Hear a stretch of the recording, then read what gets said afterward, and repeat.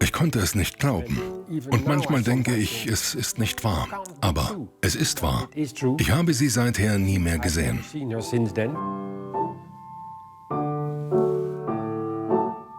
Es ist 11 Jahre her, aber es fühlt sich an wie letzte Woche. Hans de Borsts Tochter fliegt in die Ferien nach Malaysia. Dann die Katastrophe. Das Flugzeug wird über der Ostukraine abgeschossen. Alle Insassen kommen ums Leben. Die Hintergründe bleiben lange unklar. Und die russische Propaganda versucht zu verschleiern. Ja, wir haben damals Desinformation verbreitet und ich war Teil dieser Propagandamaschine. Das ist eine Geschichte über Desinformation. Sie haben einfach Lüge um Lüge erzählt. Wie im Ukraine-Krieg die Fakten verdreht werden.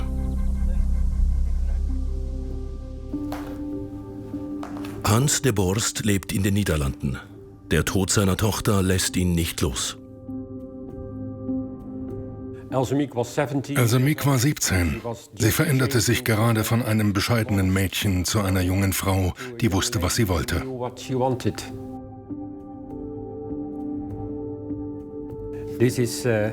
Das ist Elsa Mieks Pass.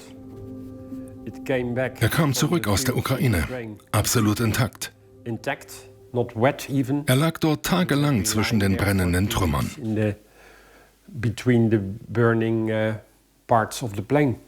Sogar die Boardingkarte ist da. Das ist unglaublich. Das ist sehr wertvoll für mich.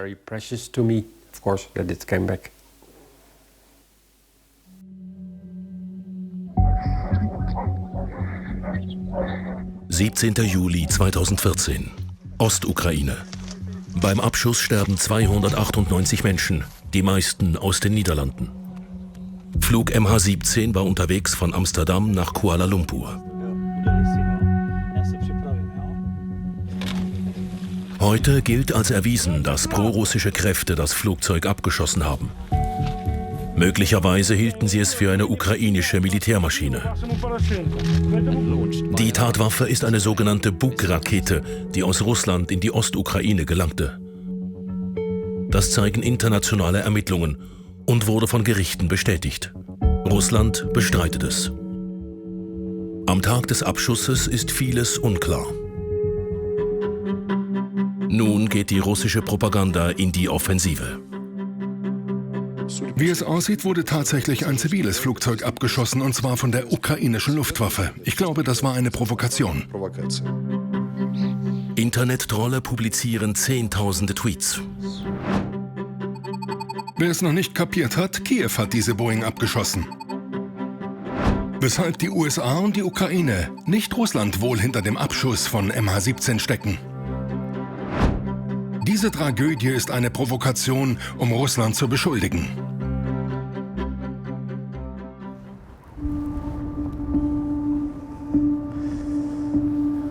Hans de Borst trifft die Nachricht wie ein Schlag.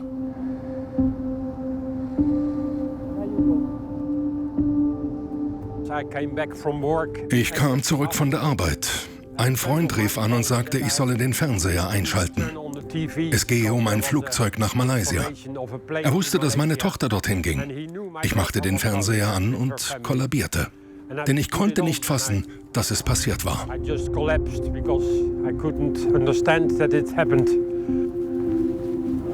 De Borst versucht damals zu verstehen, was geschehen ist. Er sucht nach Antworten. Doch vom ersten Tag an stößt er auf falsche Informationen. Es fühlt sich schrecklich an. Man würde erwarten, dass in einer solchen Situation viele Leute den Anstand haben, die Wahrheit zu finden für uns Hinterbliebene und für alle Menschen, die gestorben sind. Stattdessen verbreiten einige Leute Fake News. Das ist so traurig und es macht mich richtig wütend.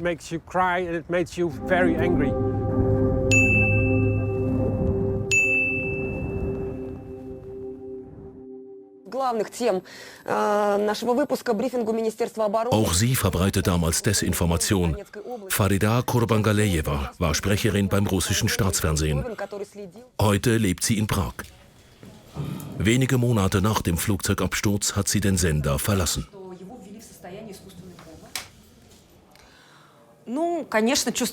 Natürlich habe ich Schuldgefühle. Ich gebe zu, dass ich ein Teil war der russischen Propaganda. Auf der anderen Seite bin ich heute auch erleichtert, dass ich schon 2014 am Anfang des Konflikts ausgestiegen bin und nicht erst später, als alles viel schlimmer wurde. Kurbangalejeva ist von Anfang an gegen die russische Einmischung in der Ukraine.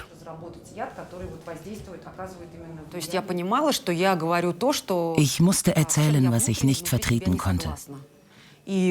Natürlich war das moralisch schwer. Ich musste mich immer verbiegen. Und ich fragte mich, wieso machst du das? Du glaubst ja nicht daran. Und nicht nur das, du hältst es für ein Verbrechen. Das russische Fernsehen verbreitet unterschiedliche Theorien zum Absturz. Zum Beispiel, ein ukrainischer Kampfjet habe das Flugzeug abgeschossen. Oder die CIA habe es in die Luft gejagt, um Russland zu schaden. Ich bin praktisch sicher, dass das Flugzeug von innen gesprengt wurde und das war eine Geheimdienstaktion. Oder noch absurder. Ich erinnere mich an eine Version, die besagte, dass die Menschen im Flugzeug von Anfang an tot waren. Man habe das Flugzeug mit Leichen gefüllt und es von Amsterdam nach Kuala Lumpur geflogen.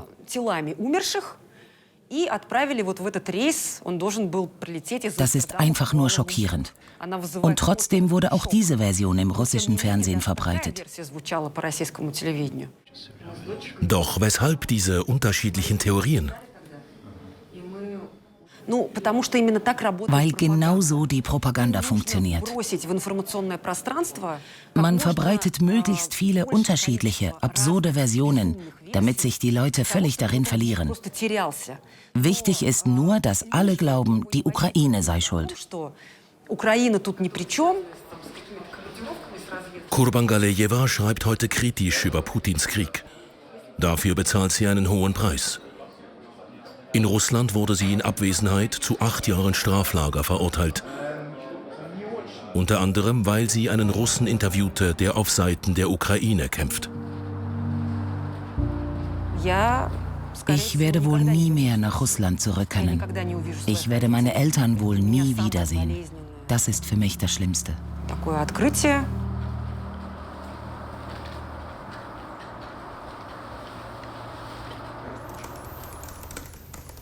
Er hat oft russische Desinformation entlarvt. Elliot Higgins ist der Gründer von Bellingcat.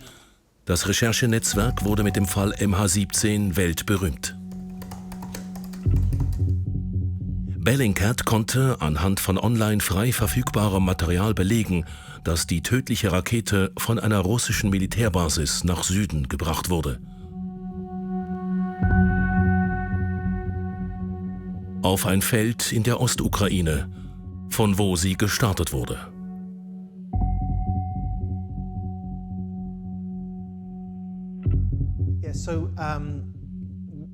Higgins erkennt bei der Desinformation ein Muster. Oft nehmen die Russen Geschichten, die bereits online zirkulieren. Es gibt Communities online, die pro-russisch oder anti-westlich eingestellt sind. Und die bringen ihre eigenen Theorien ins Spiel. Und dann blasen die russischen Medien es auf. Das sieht man oft bei russischer Desinformation. Sie nehmen die Lügen von anderen, statt eigene Lügen zu kreieren, und dann hoffen sie, dass wieder andere das aufnehmen.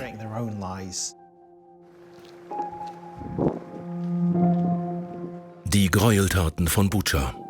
Ein anderes Beispiel aus dem Ukraine-Krieg. Im Frühling 2022 werden hier nach dem Abzug russischer Truppen die Leichen zahlreicher Zivilisten gefunden. Verschiedene Organisationen haben mutmaßliche Kriegsverbrechen dokumentiert.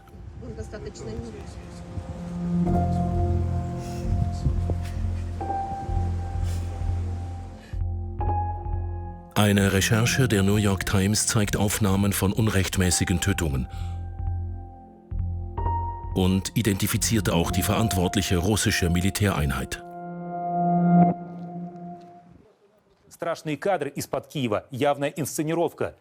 Russische Medien drehen die Erzählung um. Butscha sei nur eine Inszenierung. Die Leichen seien von den Ukrainern hier platziert worden, um Russland zu schaden, lautet eine Version. Eine andere: Die Menschen in dieser Straße seien gar nicht tot. Das soll unter anderem dieses Video belegen.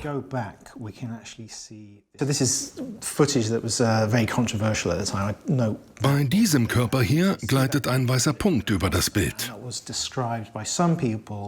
Einige Leute behaupteten, dass sich die Hand des Körpers bewegt, die Person also nicht tot sei. Schauen wir nochmals hin.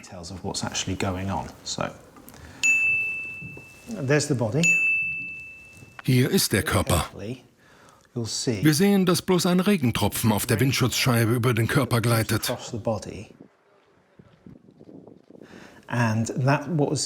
Das wurde sehr, sehr häufig genutzt, um zu zeigen, dass das alles ein Fake sein soll. Wenn man die ukrainische Seite anschaut, verbreitet die auch Desinformation? Ich glaube, es ist weniger und es ist anders. Es hat durchaus einzelne gezielte Fälle gegeben, zum Beispiel in Geheimdienstoperationen. Als fälschlich kommuniziert wurde, jemand sei ermordet worden, um gewisse Personen aus der Deckung zu locken. Aber die Desinformation Russlands ist völlig anders. Dort wird einfach konstant zu allem gelogen. Wie werden russische Narrative in der Schweiz verbreitet? Im Internet werden sie vor allem von sogenannten alternativen Medien geteilt. Und mitunter auch von der Weltwoche. Dort erscheint im April online ein Artikel des russischen Portals RT. Darin heißt es: Dieser Artikel wird ergründen, warum das sogenannte Massaker von Butscha anscheinend fabriziert wurde. Argumentiert wird auch mit dem Verweis auf das Video, in dem die Hand eines Leichnams sichtbar zuckt. Der Artikel wurde kurz nach der Publikation wieder vom Netz genommen. Gegenüber der Rundschau schreibt Weltwoche-Chefredaktor Roger Köppel heute: Wir lassen alle relevanten Stimmen, Positionen und Sichtweisen zu Wort kommen. Also bei diesem Thema nicht nur ukrainische, sondern auch russische. Das ist eine Selbstverständlichkeit und sollte eigentlich überall die Norm sein. Für Elliot Higgins von Bellingcat ist klar: Falschinformation ist heute so weit verbreitet, dass man längst nicht mehr alles widerlegen kann. Wir können dieses Problem nicht mit Faktenchecks lösen. Wir werden immer hinterherhinken. Es muss über Bildung gehen. Wir sind nicht mehr nur Konsumenten von Informationen wie im 20. Jahrhundert, sondern wir verteilen sie. Wir müssen lernen, kluge Entscheide zu fällen darüber, was wir uns anschauen und wie wir es verbreiten. Zurück in die Niederlande zu Hans de Borst. Wir besuchen die MH17-Gedenkstätte bei Amsterdam. This is Else Meek's name.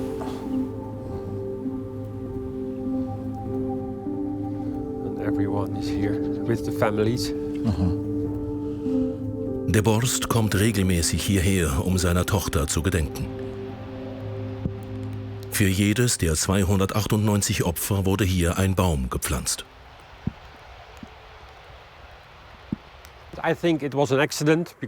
Ich glaube noch immer, dass es ein Unfall war. Dass sie eigentlich ein ukrainisches Militärflugzeug abschießen wollten. Aber die Jahre danach, die ganze Desinformation, immer neue Verschwörungstheorien. Etwa, die Leute sollen bereits tot gewesen sein. Es wäre zum Lachen, wenn es nicht so traurig wäre. Das hat unseren Schmerz verstärkt. Dennoch hat er Hoffnung.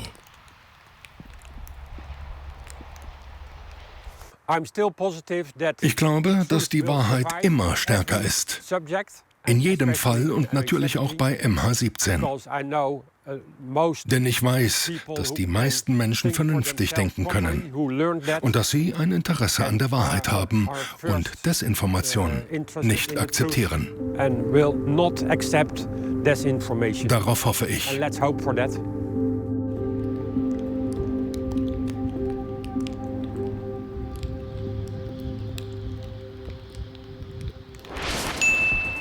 Mehr Rundschau-Geschichten auf Play SRF streamen.